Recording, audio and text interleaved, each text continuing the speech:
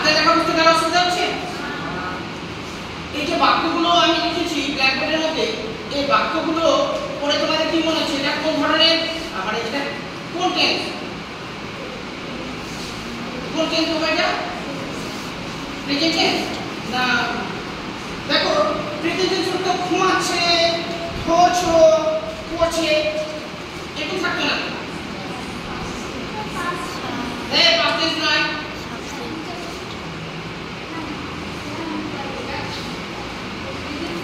Present continuous tense. দেখো আমি কি বলছিলাম, যখন করছে, ধরছো, মানে ধরা শেষ হয়নি, ঘুমাচ্ছে, মারামারি করছে, চেঁচামেচি করছে, দেখছে, তাই তো? এই ধরনের ছো, ছি, ছে, এই ধরনের শেষে কিন্তু ভার্বের সাথে কিন্তু মিলে থাকবে ভার্ব, ঠিক আছে? তখন আমরা বলবো এটা হচ্ছে প্রেজেন্ট কন্টিনিউয়াস টেন্স। বোঝা গেল? দেখো এই বাক্যগুলো পড়ে সব জায়গায় দেখো যে ভার্বের সাথে কিন্তু ছে, ছো, ছি এই ধরনের শব্দ আছে না? দেখো রাজু ঘুমাচ্ছে, তুমি মাছ ধরছো, সে গান করছে, তারা ক্রিকেট খেলছে, তাই তো?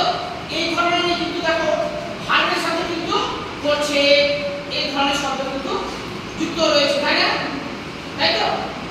দেখো যখন প্রেজেন্ট কন্টিনিউয়াস টেন্স থাকবে তখন কিন্তু কি করতে হবে? আমি একটা কিন্তু নিয়ম বলেছিলাম আমি, তাই তো? প্রথমে কি বলেছিলাম আমি? সাবজেক্ট। সাবজেক্টের পরে কি বলেছিলাম আমি? বিভাগ। বিভাগের পরে গুড, ভার্বের সাথে আইএনজি যোগ করব, সবার শেষে অবজেক্ট। দেখো এই নিয়মটা কিন্তু আমাদের মেনে চলতে হবে যখন আমাদের প্রেজেন্ট কন্টিনিউয়াস টেন্সে থাকবে। বোঝা গেছে? দেখো রাজু ঘুমাচ্ছে, তাহলে ইংরেজিতে আমরা এটাকে যদি লাস্টে করে কি লিখবো আমরা? প্রেজেন্ট কন্টিনিউয়াস টেন্সে লিখবো। তাহলে রাজু, রাজুটা কি? গুড, রাজু হচ্ছে আমাদের সাবজেক্ট, ভার্ব। তাহলে এখানে যখন আমি লিখবো প্রেজেন্ট কন্টিনিউয়াস টেন্সে রয়েছে রাজু ঘুমাচ্ছে, কি লিখবো আমি? সাবজেক্ট কোনটা? রাজু। তাহলে রাজু, তারপরে কি বলেছিলাম? বিভাগ। বিভাগ এখানে কি বলবে? কি বলতে বাবা? হ্যাঁ এই রাজু আর হয় না। Good, Raju is. তারপরে ঘুমাচ্ছে ইংরেজি কি? Good, Raju is sleeping.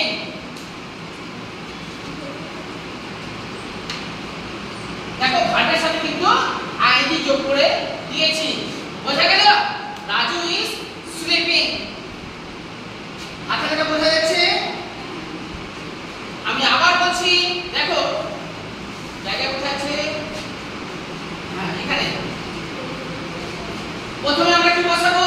Present continuous করার নিয়ম হচ্ছে প্রথমে সাবজেক্ট যোগ বিভাগ যোগ হচ্ছে ভার্বের সাথে আইএনজি,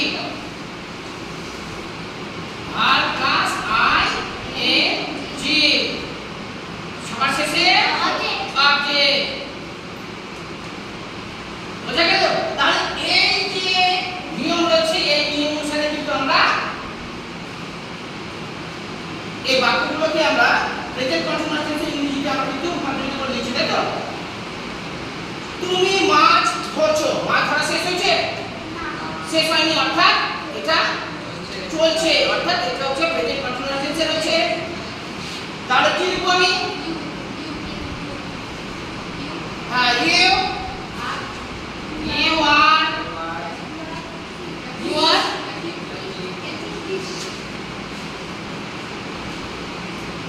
হাতে লেখা বোঝা যাচ্ছে বাবা? You are catching fish। দেখো একবার ঠিক বলেছো, সাবজেক্ট বিভাগ ভার্বের সাথে আইএনজি যোগ করেছি আর লাস্ট হচ্ছে আমাদের অবজেক্ট। তাহলে আমরা ওই নিয়ম মেনে চলছি তো? ওই নিয়ম আমরা যদি ফলো করি তাহলে কিন্তু আমরা খুব সহজেই কিন্তু প্রেজেন্ট কন্টিনিউয়াস টেন্সে রূপান্তরিত করতে পারবো।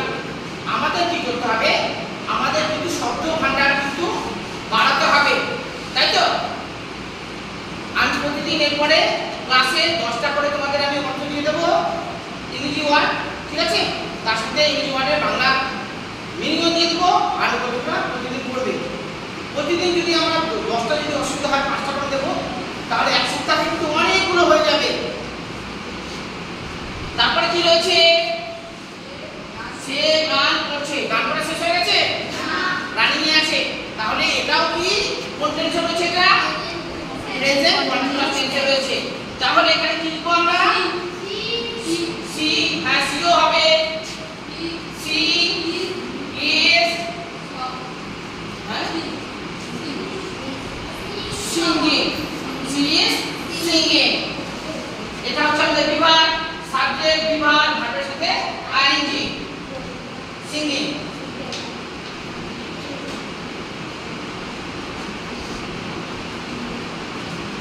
হাতে লেখা কি বুঝতে অসুবিধা হচ্ছে? She is singing, she is singing. লাস্টে কি লেখা আছে?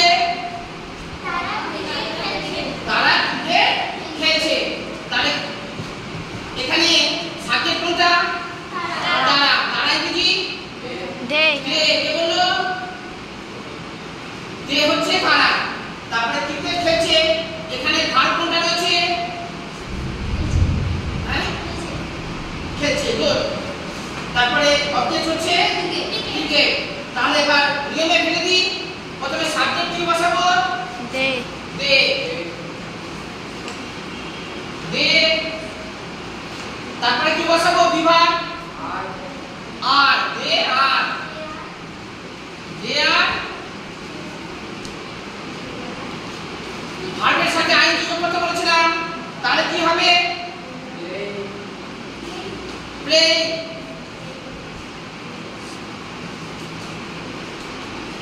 প্লেইং,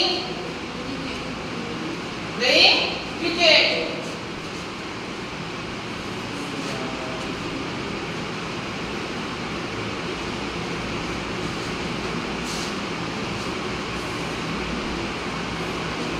বোঝা গেছে?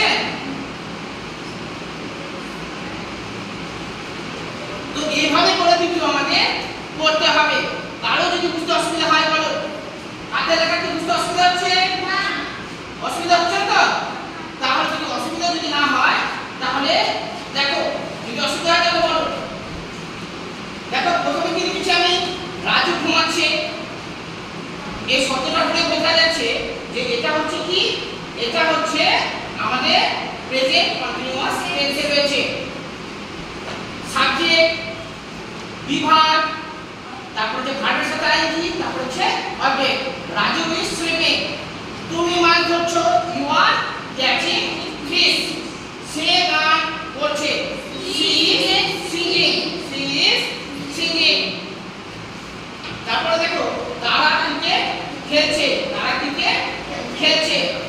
দে আর প্লেইং ক্রিকেট। বোঝা গেল? দেখো সমস্ত কিছু কিন্তু আমরা এই যে নিয়মটা বলেছিলাম এই নিয়ম অনুসারে কিন্তু আমরা করছি, তাই না? প্রেজেন্ট কন্টিনিউয়াস টেন্স নিয়ে কি কারো কোনো অসুবিধা মনে হচ্ছে? কিছু অসুবিধা হচ্ছে